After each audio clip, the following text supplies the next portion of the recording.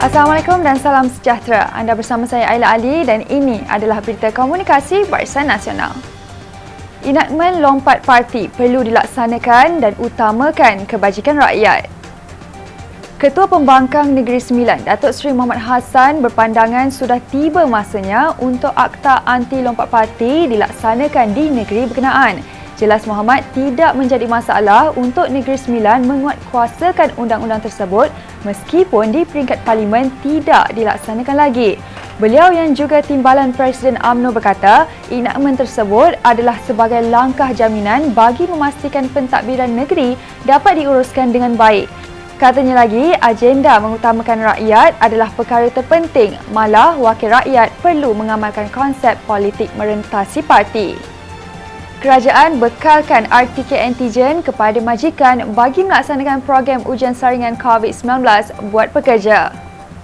Kementerian Sumber Manusia menerusi Pertubuhan Keselamatan Sosial Perkeso membekalkan kit ujian pantas RTK antigen kepada majikan bagi melaksanakan program ujian saringan COVID-19 fasa pemulihan buat pekerja mereka.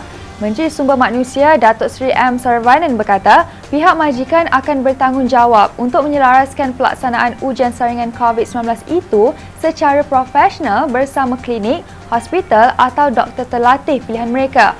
Menurutnya, pendekatan pelaksanaan program berkenaan adalah majikan akan dibantu bagi menjalankan ujian ke atas pekerja mereka secara profesional, manakala pihak kerajaan dan KSM akan memantau perjalanan ujian tersebut melalui pelaporan yang perlu dibuat dengan rapi.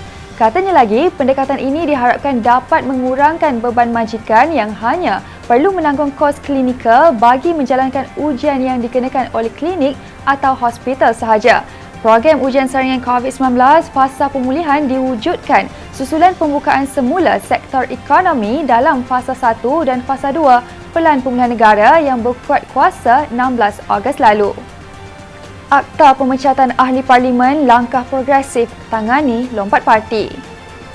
Pergerakan Pemuda UMNO mencadangkan agar Akta Lompat Parti dalam kalangan ahli parlimen segera diperkenalkan untuk menangani isu berkenaan terutama melibatkan pilihan raya semula. Eskonya Aizat Azam berkata, akta itu perlu dibangkitkan dan dibentangkan usul rang Undang-Undang Pemecatan Ahli Parlimen 2021 di Parlimen bertujuan menangani isu lompat parti dalam kalangan ahli parlimen. Aizat turut menyatakan pilihan raya semula merupakan satu langkah di mana mandat yang diberikan kepada seorang ahli parlimen boleh dibatalkan oleh penduduk di sesuatu kawasan pilihan raya dengan cara memanggil suatu pilihan raya semula apabila ahli parlimen tersebut melompat parti atau menjadi ahli parlimen bebas.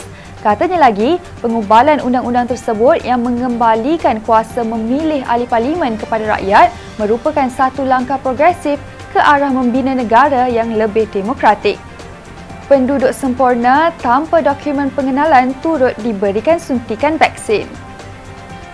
Sebanyak 1,000 dos vaksin CanSino diagihkan kepada masyarakat setempat termasuk mereka yang tidak mempunyai dokumen pengenalan diri di Pulau Larapan sempurna.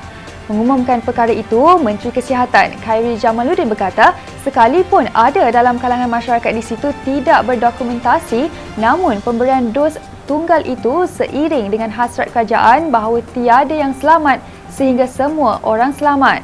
Sempurna akan menerima sebanyak 16,000 dos vaksin CanSino pada fasa pertama. Sebanyak 200,000 dos vaksin CanSino berbentuk finished product diterima daripada pembekal CanSino Biologist pada 20 Ogos lalu. Ia adalah sebahagian daripada 3.5 juta dos vaksin CanSino yang telah ditempah oleh Malaysia dengan penghantaran dibuat secara berperingkat. GoCare lancar program dropshipping sasar bantu 1,000 penganggur dengan kerjasama 20 syarikat.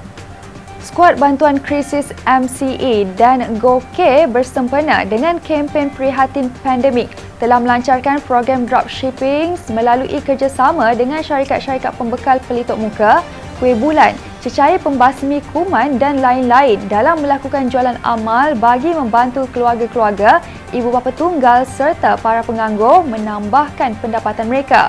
Sasaran peringkat pertama adalah 20 syarikat bagi membantu 1,000 individu yang kurang bernasib baik. Ketua Wanita MCA Datuk Heng Seki berkata, program ini membolehkan golongan asnaf terutamanya keluarga ibu bapa tunggal dan penganggur menjadi ejen dropship untuk memperolehi komisen daripada jualan yang dibuat. Ejen-ejen ini tidak perlu menyimpan stok mahupun menguruskan penghantaran barangan, tetapi hanya perlu mencari pelanggan melalui kenalan dan platform media sosial termasuk aplikasi WhatsApp serta lain-lain.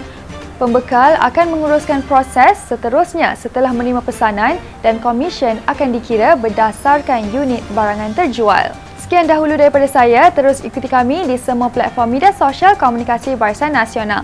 Sentiasa jaga diri dengan kerap cuci tangan dan amalkan pemakaian double mask untuk mengekang penularan wabak COVID-19. Semoga kita bertemu lagi. Selamat malam dan Assalamualaikum.